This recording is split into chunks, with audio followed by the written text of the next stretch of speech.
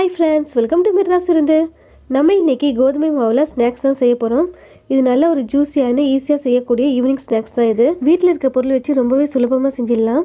ஒன்று எடுத்து சாப்பிட்டிங்கன்னா மறுபடியும் சாப்பிட்டுட்டே இருப்பீங்க. அந்த அளவுக்கு இதோட சுவை இருக்கும். குட்டீஸ்லேருந்து பெரியவங்க வரைக்கும் பார்த்திங்கன்னா விரும்பி சாப்பிடுவாங்க. பார்க்கும்போது உங்களுக்கே தெரியும் எந்த அளவுக்கு நல்லா ஜூஸியாக இருக்குன்னு.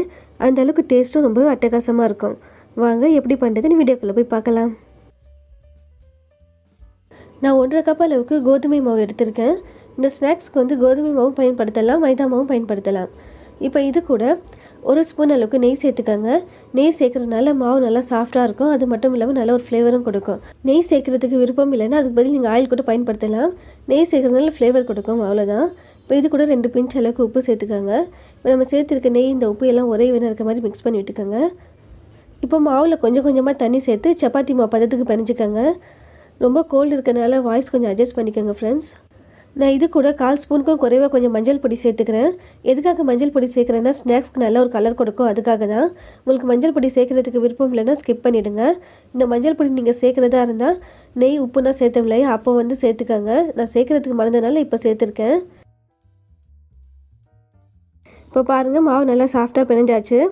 மாவு வந்து 10 நிமிஷம் அளவுக்கு ஊறணும். ஸோ மேலே காயாமல் இருக்கிறதுக்காக கொஞ்சமாக நெய் அப்ளை பண்ணிக்கிறேன். நெய் சேர்க்க விருப்பம் இல்லைன்னா அதுக்கு பதில் எண்ணெய் கூட அப்ளை பண்ணிக்கோங்க.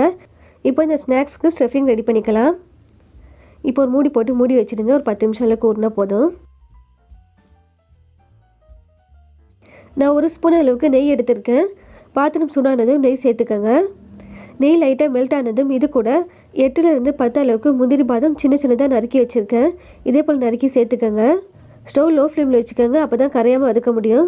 இப்போ இது கூட 1/4 கப் அளவுக்கு டெசிகேட்டட் கோகனட் சேர்த்துக்கிறேன். டெசிகேட்டட் கோகனட் இல்லைன்னா அதுக்கு பதில் நீங்கள் தேங்காய் துருவல் கூட சேர்த்துக்கலாம். இது ஹோம்மேட் டெசிகேட்டட் கோகனட் கடைகளில் கூட விற்கிறாங்க. ஆனால் வந்து ஃப்ரெஷ்ஷான தேங்காய் துருவல் சேர்த்திங்கன்னா இன்னமும் ஃப்ளேவர் ரொம்ப நல்லாயிருக்கும். முந்திரி பாதம் சேர்க்குறது ஆப்ஷனல் தான், விருப்பம் தான் சேர்த்துக்கோங்க, இல்லைனா ஸ்கிப் பண்ணிக்கோங்க. ஸ்நாக்ஸ் சாப்பிடும்போது அங்கங்கே கடிப்படும் போது நல்லாயிருக்கும், அதுக்காக நான் சேர்த்துருக்கேன். இப்போ இது கூட 1/4 கப் அளவுக்கு வெல்லம் சேர்த்துக்கோங்க. இந்த வெல்லம் நான் டேரெக்டாகவே சேர்த்துக்கிறேன். சப்போஸ் நீங்கள் சேர்க்குற வெள்ளத்தில் மண் தூசு இருக்குன்னு டவுட்டாக இருந்துச்சுன்னா வெள்ளத்து கூட வந்து 2 டேபிள் ஸ்பூன் அளவுக்கு தண்ணி சேர்த்து ஸ்டவ்வில் வச்சுட்டு மெல்ட் ஆனதுக்கு அப்புறமா ஃபில்டர் பண்ணி சேர்த்துக்கோங்க. இப்போ பாருங்கள், இந்த வெல்லமும் ஒரே ஈவனாக நல்லா மிக்ஸ் ஆகணும். ஸ்டவ் இப்போ லோ ஃப்ளேமில் தான் இருக்குது. இப்போ இது கூட ஃப்ளேவருக்காக 1/2 ஸ்பூன் அளவுக்கு ஏலக்காய் பொடி சேர்த்துக்கோங்க. ஏலக்காய் பொடியாக இல்லைன்னா ஒரு 3 ஏலக்காய் எடுத்து உரலில் நல்லா இடித்து சேர்த்துக்கோங்க. நம்ம சேர்த்துருக்க ஏலக்காய் பொடியும் எல்லா இடத்துலையும் படுற மாதிரி சமமாக மிக்ஸ் பண்ணி விட்டுக்கோங்க. இப்போ பாருங்கள், எல்லா பொருளுமே ஒரே வேணால் மிக்ஸ் ஆகிடுச்சு. இப்போ ஸ்டவ் ஆஃப் பண்ணிவிட்டு சூடு ஆடினதுக்கு அப்புறமா ஒரு பவுலில் ட்ரான்ஸ்ஃபர் பண்ணிவிடுங்க. நான் 3/4 கப் அளவுக்கு சர்க்கரை எடுத்திருக்கேன். இப்போ இந்த சர்க்கரை வந்துட்டு கம்பி பதம் பாகுனா எதுவுமே வர வேண்டாம். ஜஸ்ட்டு இந்த சர்க்கரை வந்துட்டு மெல்ட் ஆகணும். மெல்ட் ஆகிட்டு ஒரு பிசு தன்மை இருந்தால் போதும். இப்போ 3/4 கப் சர்க்கரைக்கு 1/2 கப் அளவுக்கு தண்ணி சேர்த்துருக்கேன். இந்த சர்க்கரை ஃபுல்லாக நல்லா மெல்ட் ஆகட்டும். மெல்ட் ஆகி ஒரு 2-3 கொதி வந்ததுக்கப்புறமா பார்த்தீங்கன்னா ஒரு பிசு தன்மை இருக்கும். அந்த ஸ்டேஜில் வந்து நீங்கள் ஸ்டவ் ஆஃப் பண்ணிவிடுங்க. இது கூட ஒரு 2-3 ட்ராப் அளவுக்கு லெமன் ஜூஸ் சேர்த்துக்கோங்க. லெமன் ஜூஸ் சேர்க்குறதுனால ஸ்நாக்ஸ் மேல் லைட்டான ஒரு புளிப்பு தன்மை இருக்கும். ஸோ அது ரொம்ப நல்லாயிருக்கும். லெமன் ஜூஸ் சேர்க்குறதுக்கு விருப்பம் இல்லைன்னா ஸ்கிப் பண்ணிவிடுங்க. இப்போ பாருங்கள், நல்லா மெல்ட் ஆகிடுச்சு. இப்போ ஸ்டவ் ஆஃப் பண்ணிவிட்டு ஒரு ஓரமாக வச்சுடுங்க. இப்போ பாருங்கள், 10 நிமிஷம் ஆகிடுச்சு. பிணைஞ்சி வச்சுருக்கமா ஓப்பன் பண்ணி பார்க்கலாம். நல்லா சாஃப்டாக ஆகிடுச்சு பாருங்கள். இப்போ இந்த மாவு சின்ன உருண்டைகளாக பிடிச்சிக்கோங்க. அதாவது பூரி மாவு கூட சின்ன உருண்டைகளாக பிடிப்போம்லே, அப்படி தான். இப்போ பாருங்கள், இதே மாதிரி. இப்போ பாருங்கள், எல்லா மாவுலேயுமே சின்ன உருண்டைகளாக பிடிச்சாச்சு. எல்லாமே ஒரே சைஸில் இருக்குது பாருங்கள். இப்போ ஒரு மாவை எடுத்து திரட்டிக்கலாம். எந்த இடத்துல மாவு திரட்ட போகிறோமோ அந்த இடத்துல கொஞ்சமாக எண்ணெய் அப்ளை பண்ணிவிட்டு ஸ்ப்ரெட் பண்ணி விட்டுக்கோங்க. அப்போ தான் மாவு வந்து திரட்டும் போது ஒட்டாமல் வரும். இப்போ இந்த மாவு திரட்டுறது பார்த்திங்கன்னா ரெக்டாங்கிள் ஷேப்பில் திரட்டிக்கோங்க. அப்போ தான் நம்ம உள்ளே வைக்கிற அந்த ஃபில்லிங் வந்து வெளியே வராது. இப்போ நான் திரட்டுறேன் பாருங்கள், இதே மாதிரி தான்.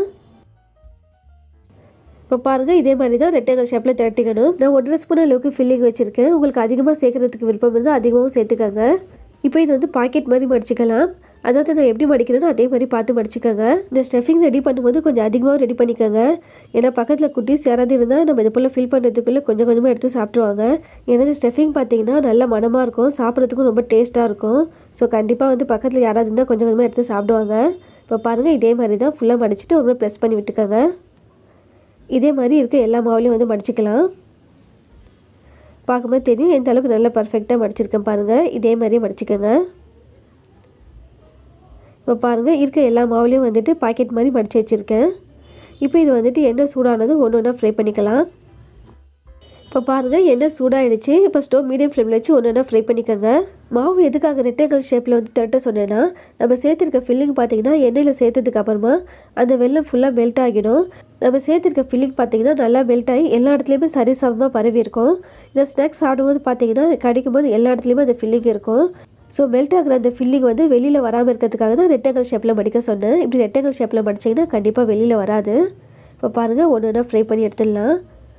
நல்லா ஃப்ரை ஆகிடுச்சு பாருங்கள். ஸ்டவ் வந்து மீடியம் ஃப்ளேமில் தான் இருக்கணும். இப்போ நல்லா ஃப்ரை ஆகிடுச்சு. இப்போ இதே போல் ஒன்று எடுத்துடலாம்.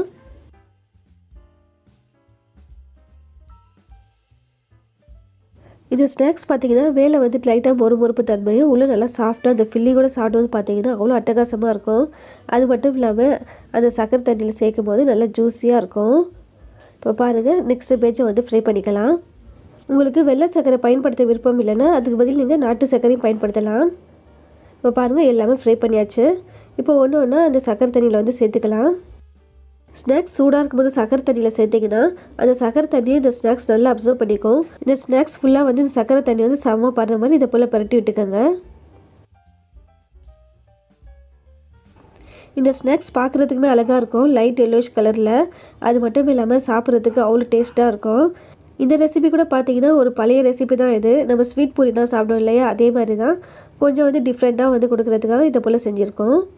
இப்போ பாருங்கள் பார்க்குறதுக்குமே அழகாக இருக்குது. கண்டிப்பாக ட்ரை பண்ணி பாருங்கள். ஒன்று சாப்பிட்டிங்கன்னா கண்டிப்பாக பத்தாது, சாப்பிட்டுட்டே இருப்பீங்க. அந்த அளவுக்கு இதோட சுவை இருக்கும். ரொம்பவே டேஸ்டியான கோதுமை மாவு ஸ்நாக்ஸ் சூப்பராக ரெடி ஆகிடுச்சு பாருங்கள். செம்ம ஜூஸியாக இருக்குது.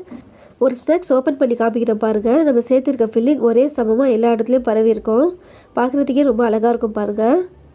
பார்த்தீங்களா எந்த அளவுக்கு ஒரே சமமாக பரவி இருக்குது. பார்க்குறது மட்டும் இல்லை, சாப்பிட்றதுக்கு ரொம்பவே சுவையாக இருக்கும். கண்டிப்பாக ட்ரை பண்ண மிஸ் பண்ணிடாதீங்க. நம்ம குட்டீஸ்லேருந்து பெரியவங்க வரைக்குமே விரும்பி சாப்பிடுவாங்க.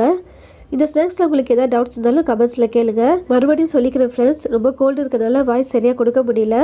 நான் சொல்கிறதுல உங்களுக்கு எதாவது புரியலன்னா நீங்கள் கமெண்ட்ஸில் கேளுங்க.